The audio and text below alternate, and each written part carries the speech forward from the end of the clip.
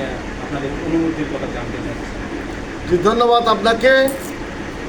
আমি অত্যন্ত আনন্দিত এবং খুশি এর জন্য যে সংগ্রামী স্বাধীন 24 দীর্ঘদিন যাবৎ 3 বছর আজকে পূর্তি হলো।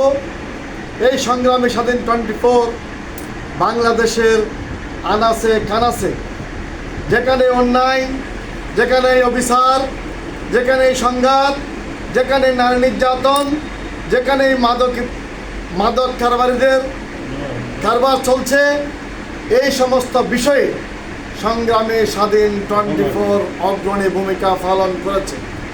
সংগ্রামী স্বাধীন 24 বাংলাদেশে অন্যান্য চ্যানেলের থেকেও আমার কাছে আরও অনেক ব্যতিক্রমী মনে হয়েছে যে সংগ্রামে স্বাধীন 24 যে মানুষের অধিকার আদায়ে সার্বক্ষণিকভাবে সর্বক্ষণ কাজ করেছে।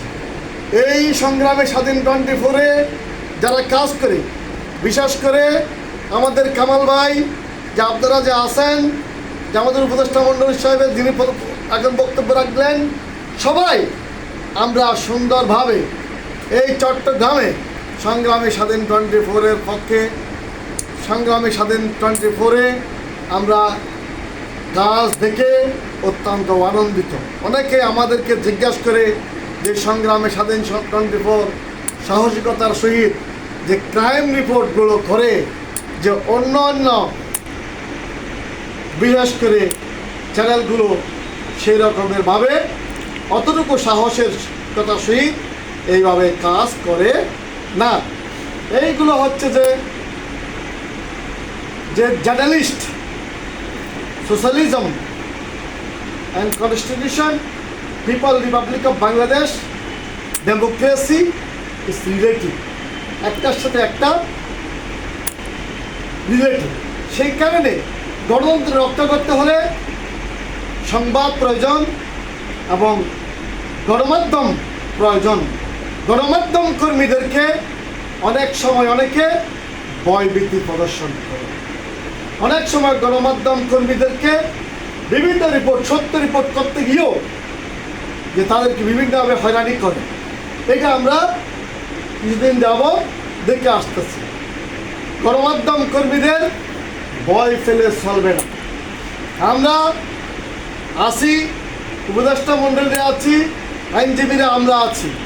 আমরা চাই গণমাধ্যম হলো জাতির দর্পণ, জাতির দুর্যোগে সময়ে সময়ে যাহা প্রয়োজন গণতন্ত্রের জন্য, এই রাষ্ট্রের জন্য, মানুষের অধিকার আদায়ের জন্য, অভাব অনটন তুলে ধরার জন্য, মাদক কারবারিদের অপরাধ তুলে ধরার জন্য এই গণমাধ্যম একটা সমাজে গুরুত্বপূর্ণ ভূমিকা পালন করে।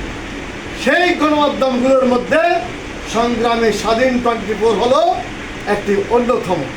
এর মধ্যে কামাল ভাই চট্টগ্রামে অগ্রণী ভূমিকা পালন করছেন। তিনি শুধু চট্টগ্রামে নন, আমি দেখছি নেত্রকোনা সহ সারা বাংলাদেশে সংবাদ সংগ্রহ করতেছেন আপনারা। সুতরাং আমি আর বিশেষ কিছু বলবো না, আমি এটুকুই বলবো যে সংগ্রামী স্বাধীন 24 এগিয়ে যাচ্ছে, এগিয়ে যাবে ইনশাল্লাহ।